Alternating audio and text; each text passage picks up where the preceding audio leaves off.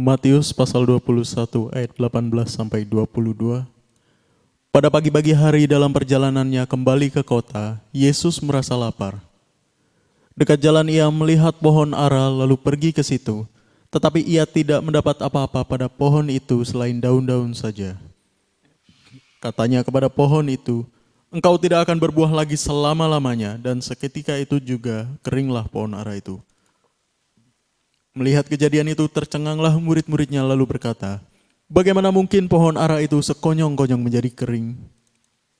Yesus menjawab mereka, "Aku berkata kepadamu, sesungguhnya jika kamu percaya dan tidak bimbang, kamu bukan saja akan dapat berbuat apa yang kuberbuat dengan pohon ara itu, tetapi juga jikalau kamu berkata kepada gunung ini, beranjaklah dan tercampaklah ke dalam laut, hal itu akan terjadi. Dan apa saja yang kamu minta dalam doa dengan penuh kepercayaan, kamu akan menerimanya." Oke, shalom semuanya. God bless ya. Tuhan Yesus memberkati. Kita sudah di titik terakhir hari ini. Kita membahas pohon ara dari kitab Matius. Bagaimana Tuhan berjalan balik ke kota. Lalu Tuhan merasa lapar. Di mana di awal kita bahas bahwa segala sesuatu itu dari Tuhan. Tetapi sekonyong-konyong mendadak Tuhan itu bisa melakukan sesuatu. Sebagai contoh, murid-murid pada waktu petang setelah pelayanan yang hebat dibawa menyeberang menuju Gerasa. Memakai perahu, melewati danau. Nah, di tengah perjalanan Yesus itu tidur, istirahat. Murid-murid kan enak, wah Tuhan tidur, gua juga istirahat. Perahu berjalan dengan baik karena mereka nelayan yang tangguh, nelayan yang hebat. Namun tiba-tiba di tengah jalan terjadi badai. Sehingga mereka menguras air sampai titik terakhir. Air bertambah banyak. Dan mereka lihat aneh, Tuhan Yesus kok tidur. Nyaman banget, kecapean kali ya, bisa saja. Rasa percaya kali ya, bisa saja.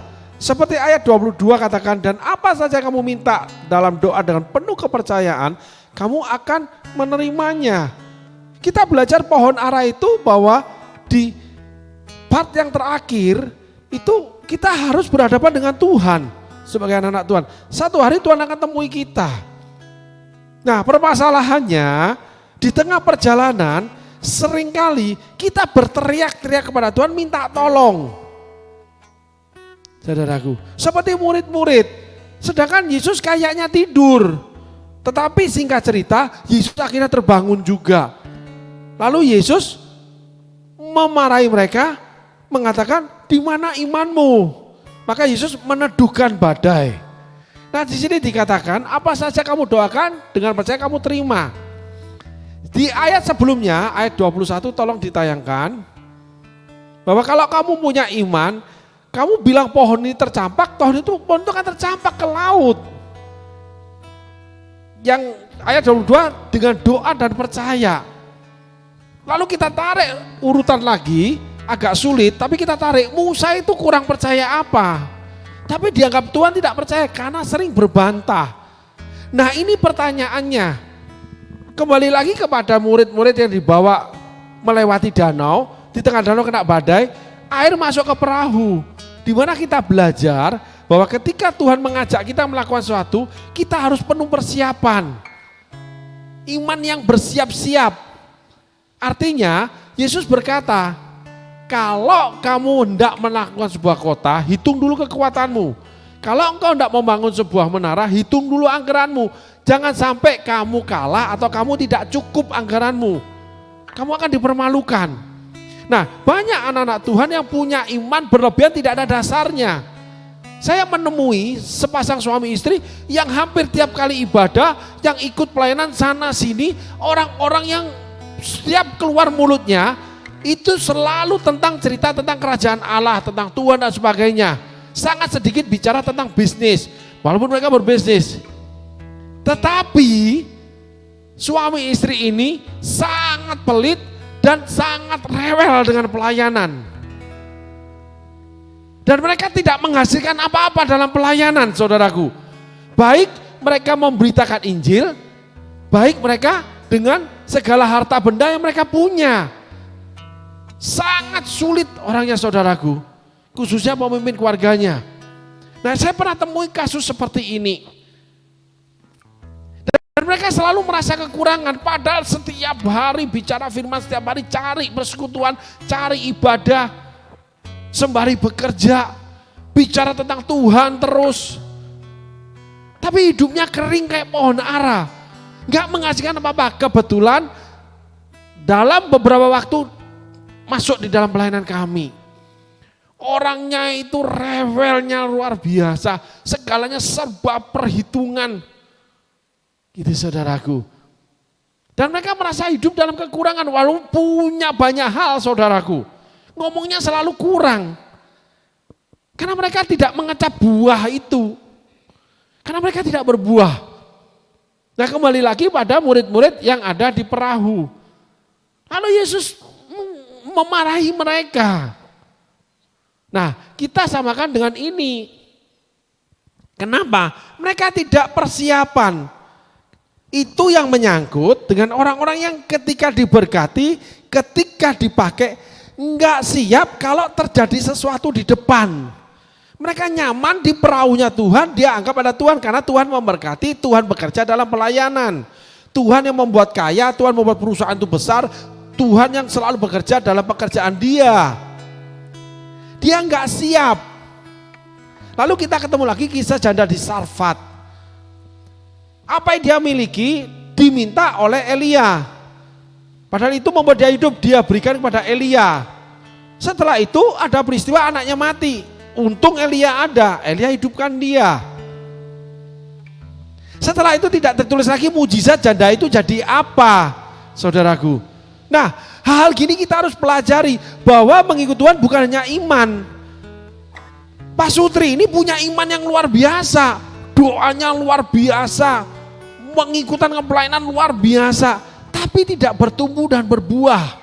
Maaf, tidak berbuah. Mereka terlihat itu, wah kenal hamba Tuhan ini, kenal hamba Tuhan itu, tahu pelayanan ini, tahu pelayanan itu. Setiap hari tidak ada hari yang tanpa pergi untuk ke sebuah pelayanan. Enggak ada saudaraku. Luar biasa mereka. Dan mereka memang dikenal dengan orang-orang rohani yang kayaknya fanatik. Tapi ketika bersama kami, dia tidak memberikan buah buat pelayanan ini. Benar-benar tidak memberikan buah saudaraku. Susahnya minta ampun gitu untuk menjadi berkat. Nah, di sini kita akan belajar. Walaupun kita punya iman memindahkan gunung, walaupun kita nyaman bersama Yesus, tapi ingat, Yesus tidak pernah janji kalau kita tidak menghadapi goncangan. Yesus juga nggak pernah janji kalau kita akan menghadapi masalah. Yesus tidak pernah berbisik kepada Musa kalau seumur hidup Musa di padang gurun menghadapi orang-orang yang rewel, pemberontak, orang-orang yang ingin membunuh mereka sendiri yang mereka layani. Yesus gak pernah katakan, Yesus juga gak pernah katakan pada murid bahwa di tengah jalan akan ada badai. Sehingga kita gak ada persiapan. Nah, hari ini kita belajar saudaraku. Ketika Tuhan maui sesuatu, kita harus bersiap-siap. Ketika kita menjalankannya, kita juga harus bersiap-siap. Gitu saudaraku. Karena ketika Tuhan mendatangi kita, kita dilihat berbuah atau tidak, tetapi di dalam perjalanan Tuhan akan uji saudaraku. Murid-murid diuji ketika di dalam perjalanan mereka tidak siap-siap mengeluarkan air dari perahu yang memenuhinya. Tuhan akan uji dengan membersihkan buahnya. Hidup bersama Tuhan itu bergelombang. Walaupun kita punya iman mencapakkan gunung ke laut, kita percaya. Tetapi ketika menghadapi gelombang, kita harus tahu kekuatan kita. Sehingga ketika kita kena gelombang, kita tidak terdampar, tidak lompat dari perahu Yesus, tidak kita berjalan sendiri, termasuk gelombang keberhasilan, termasuk gelombang kekayaan, gelombang segala sesuatu. Sehingga saya mengenal beberapa pelayanan di mana pastor ini dipakai Tuhan luar biasa, membangun pelayanan yang luar biasa. Ketika pastor ini pergi dipanggil pulang, kesusahan luar biasa yang terjadi di pelayanan itu. Perpecahan, perpisahan, pertikaian, bahkan ada yang pastornya belum dipanggil pulang, terjadi sengketa sampai kepada pemerintah. Karena terbuai dengan keberhasilan. Gelombang badai keberhasilan itu luar biasa saudaraku, menenggelamkan kapal kita. Walaupun kita hidup berdoa, melayani, memberi sama Tuhan, tapi Yesusnya tidur. Itulah perjalanan iman orang percaya. Sehingga kita nggak boleh terbuai dengan segala sesuatu yang bertumbuh menjadi besar. Tapi akhirnya nggak mengenyangkan, nggak manis buat orang lain. Kita harus melalui gelombang yang namanya ujian dari Tuhan, dibersihkan. Bukan ujian namanya kita bertumbuh jadi besar, makin kaya, makin dipakai hebat, makin luar biasa pembangunan dalam pekerjaan, perusahaan, juga yang melayani, wah luar biasa. Akhirnya ketika gelombang itu masuk menenggelamkan perahu, gelombang keberhasilan. Lalu ada lagi yang gelombang seakan-akan kegagalan, yaitu buah yang dibersihkan. Saudaraku, ada dua di kitab pohon ara ini yang kita harus belajar. Pohon ara ditemui Yesus, itu ketika dia sudah bergelombang mentumbuh menjadi pohon yang besar, tapi tidak ada buah. Jadi gelombang itu yang akhirnya memenuhi perahu kehidupan mereka, padahal mereka anak Tuhan yang soleh, anak Tuhan yang berdoa, anak Tuhan yang terlihat pelayanan, yang memberi kepada pelayanan dan sebagainya. Tetapi ketika gelombang itu memenuhi perahu mereka, mereka akan tenggelam. Baru mereka cari Tuhan, membangunkan Tuhan. Itu baru berdoa sungguh-sungguh, lalu baru mau dikoreksi, baru mencari yang namanya salah saya apa, bahkan ada yang naik berdoa puasa dan sebagainya. Karena gelombang keberhasilan yang terjadi di hidup mereka, Tuhan yang membawa mereka menyeberang ke Gerasa, Tuhan yang membawa mereka diberkati. Tetapi tengah jalan terjadi gelombang berkat membuat perahu mereka hampir tenggelam. Karena mereka tidak mempersiapkan diri, tidak mempersiapkan rohaninya, tidak mempersiapkan batin mereka. Untuk bahwa ini semua kemuliaan buat Tuhan dan ini harus menjadi berkat mengenyangkan orang lain, manis buat orang lain. Semakin lebih-lebih kepada yang namanya sesama, lebih-lebih terhadap pelayanan Tuhan, lebih-lebih dan sebagainya. Itu gelombang keberhasilan. Ada lagi gelombang kegagalan. Apa yang dilakukan kayaknya ini sudah benar, sudah baik semuanya, kenapa kok tiba-tiba hancur? Kita ketemu namanya ranting yang berbuah yang dibersihkan. Kita sedang dimurnikan. Inilah perjalanan hidup iman percaya. Semuanya punya iman memindahkan gunung. Semuanya bicara tentang iman. Semuanya berkhotbah. Semuanya memberi. Semuanya melayani Tuhan, berdoa dan sebagainya. Tapi ada dua yang akan terjadi. Ketika keberhasilan menghampiri kita, gelombang keberhasilan, badai keberhasilan akan menenggelamkan perahu kita. Baru kita cari Tuhan, membangunkan Tuhan. Atau gelombang kedua, gelombang kegagalan, karena ranting yang dibersihkan supaya berbuah lebih banyak. Nah, di situ kita akan mencari Tuhan pun tidak akan dengar suara Tuhan. Tidak akan menyembahkan itu, pokoknya habis aja. Padahal kita berdoa puasa nggak ketemu Tuhan. Tetapi dengan perjalannya waktu, tiba-tiba itu bangkit. Murid-murid lari meninggalkan Yesus. Yesus digantung kayu salib. Yesus gak peduli dengan murid-murid. Tiba-tiba Yesus bangkit menemui mereka. Lalu Yesus naik ke surga. Setelah itu baru mereka dipenuhi Roh Kudus. Ada etapa demi etapa, ada proses berjalan mematangkan menjadi dewasa iman kekristenan kita. Ketika diberkati, ketika kita mengalami kegagalan, ketika berhasil, ketika kita mengalami kehilangan. Itu harus terjadi saudaraku, nggak boleh dihindari. Sehingga ketika berhasil, kita harus siap-siap. Tetap kita menemui Tuhan. Sehingga kita tetap membangunkan Tuhan, Tuhan yang menghadik badai, tetap mengandalkan Tuhan, walaupun perahu kita hampir tenggelam oleh karena keberhasilan. Ingat, di dalam keberhasilan tidak ada yang namanya zero kegagalan. Di dalam keberhasilan tidak ada yang zero kehancuran. Banyak bisnis di dunia yang hebat tiba-tiba hancur. Ada merek HP dunia yang luar biasa mendunia dipakai, tapi begitu Android keluar, habis dia, tutup. Ada yang namanya pembuat komputer terbesar dunia. Begitu punyanya Apple keluar, Windows keluar, habis dia.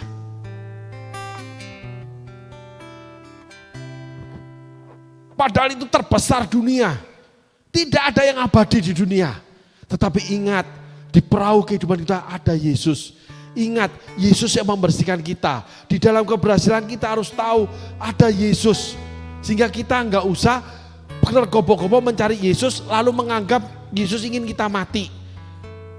Ketika kegagalan menghampiri kita, gelombang kegagalan datang, kita diam. Apapun terjadi, kalau kita berbuah, Tuhan akan bangkitkan. Lalu Tuhan akan kirim kembali dari surga, membuat kita lebih dan lebih lagi dipakai Tuhan.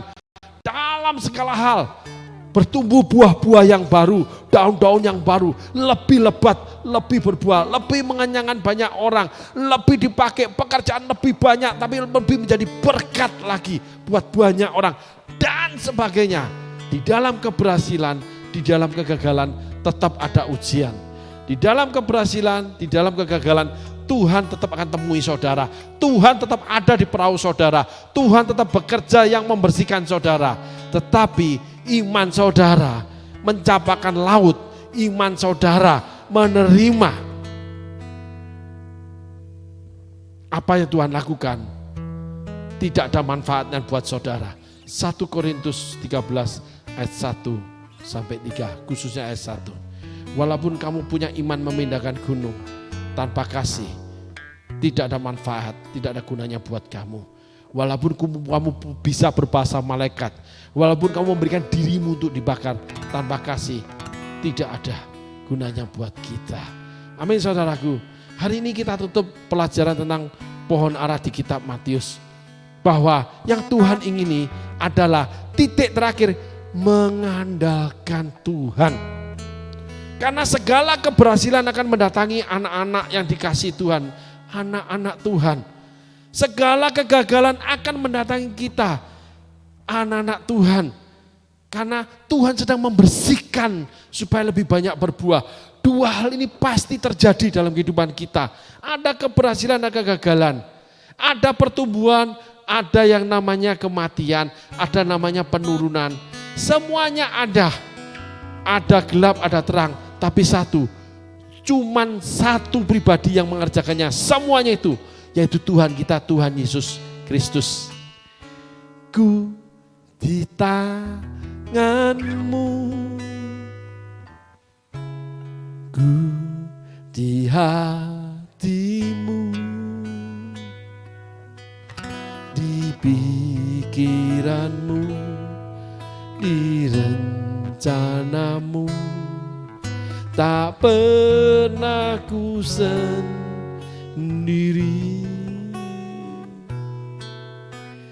ku di tangan-Mu, ku di hati-Mu,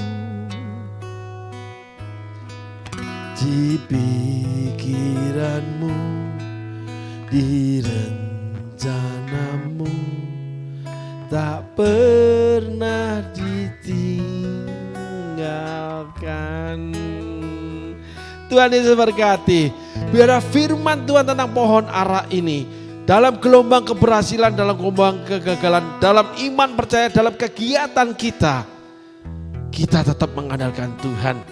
Sehingga biarlah firman ini kita perhatikan baik-baik dan kita renungkan benar-benar, sehingga menjadi suluh bagi jiwa kita, terang bagi langkah kita, pelita buat kaki kita.